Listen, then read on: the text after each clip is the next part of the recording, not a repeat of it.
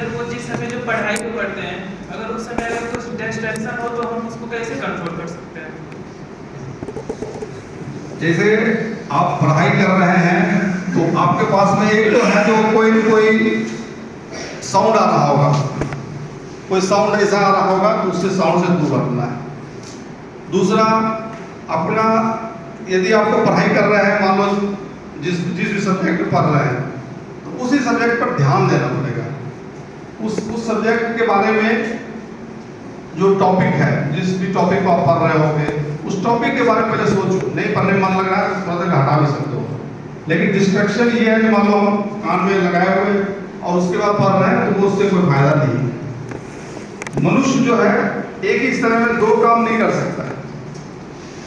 भले आज की डेट में मल्टीटास्किंग और ये सब कंसेप्ट आगे जब चलोगे तो आपसे भी करवाया जाएगा, हमसे भी करवाया जाता है, लेकिन हो नहीं पाता है।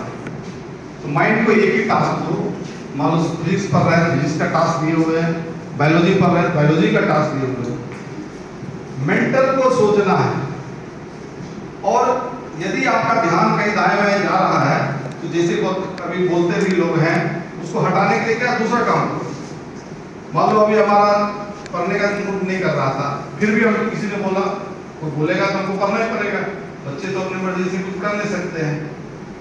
तो उस समय आप अपना दूसरा एक्सरसाइज कर लो। मान लो क्या होता है, सांस के ऊपर ध्यान दीजिए, कोई चीज चेंज करो, उसको माइंड को वहां से हटा के दूसरा काम करा दो। सांस के ऊपर ध्यान दे दीजिए, कहीं ऊपर कोई फोटो के ऊपर ध्यान दीजिए। जो चीज आपको कोई चीज अच्छा लगता है, मान लीजिए मेंटल को आप वहां लेके चले जाओ, तो कहीं ना कहीं आपका वो जो फोकस नहीं बन पा रहा था, उधर फोकस जुड़ गया, फिर चेंज करो, अपने काम में लगना। तो थैंक यू सर। ये कर सकते हैं।